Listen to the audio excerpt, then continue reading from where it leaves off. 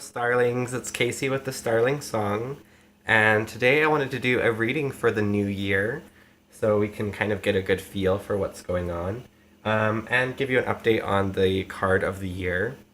For me, my card of the year was the Lover's card, which is a really good card working on relationships, whether that be just with your spouse or with other people as well. I'm trying to find it here. I'm having a hard time getting to it though. But you should all know what the Lover's card looks like, right? Maybe? Hopefully. If you're watching this, then you should probably know. It's going to be right at the beginning. Oh, yep, I was right. Okay, so here's the Lover's card. And I'll link the video as to where to go to watch it and figure out what your year card is. It's pretty easy to do. So there you go. There's the Lover's card. So last year my card was the Devil card. To recap on that, it actually really was a good card for the year. There were a lot of things I realized that I needed to break free of, and habits I needed to break, and things I just needed to realize were a problem. And once I had that figured out by the end of the year, things really started turning around. And there's the Devil card. So you can tell this one was a daunting card to overcome through the year, but it was a really good card to learn from for 2015 or 2016. What am I thinking? Anyways, so we've got those two cards out of the way. Go ahead and check it out. It's actually really fun to do, and it gives you something to think about all year. And at the end of the year, if you've written it down or did a video about it or anything, you'll definitely appreciate it because it will give you something to reflect on throughout the year.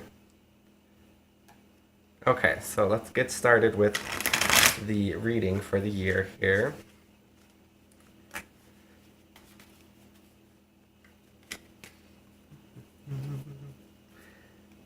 And here at the Starling Song, we've been putting in a ton of intentions for 2017.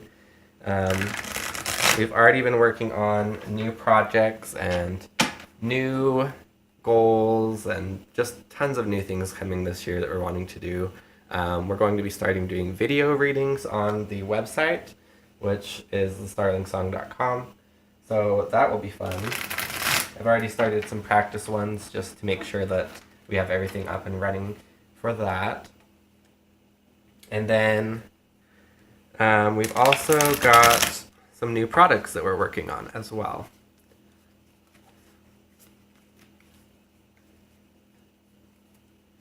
And for any of you in the tarot business, I'm sure you know, but the winter can be a little bit slower, like after the holidays. So let's take a look and see what this year has in store for us, though.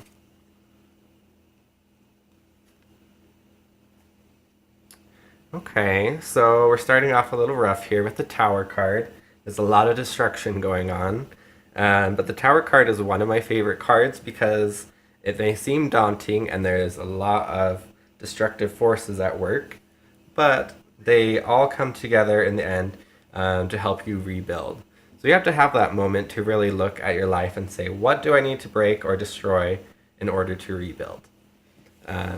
So that's a good part for the year. Like you can do that now with this month. Take that time to be your Tower moment and get rid of things you don't want. Start your spring cleaning early if you need to. Judgment reversed. That's an interesting one for the coming few months. To me, Judgment is always kind of a hard card to read, but especially reversed. Maybe what this is saying is we need to take time to judge ourselves. Kind of with the Tower card, but more like, now that we've broken everything down and we're ready to rebuild, look inwards and let's take a moment and see what's important to us, what we need to build on, and what our core values are. The King of Cups, reversed, is probably more so, I would say, a warning to not get so depressed or so deep in your thoughts that it gets you carried away. Just look on the bright side of things, stay positive, even if you're having like the Three of Swords come up. I just did a reading earlier where I talked about the Three of Swords and how in some aspects in life it can actually be a really positive thing, similar to the Tower. The Three of Swords might be similar in some ways to the Ten of Swords for a lot of people, including me, but the Three of Swords in this reading, I'm saying, is a reminder that we need to not trap ourselves in.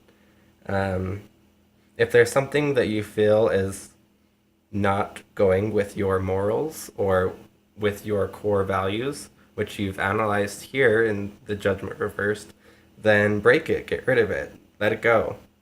This is the year to find new joys and new passion. And with with the new president, there is definitely a lot of change and things going on politically that you can make your decisions on. Whether that affects you or not is up to you. So you can look at that, and realize that with love, you can make a change, and positivity is all that can come out of that, even in the darkest of times.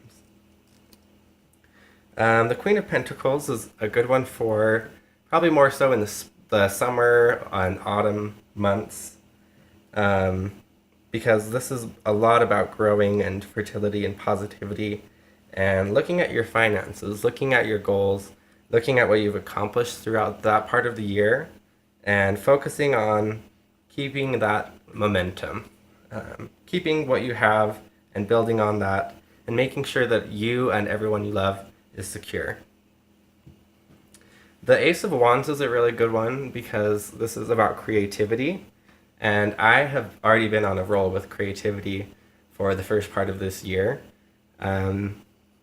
and so I will just keep up that momentum. So take this Ace of Wands and use all this momentum that we have in these cards and build up your creativity. Start a new project, start a new job, make your own job.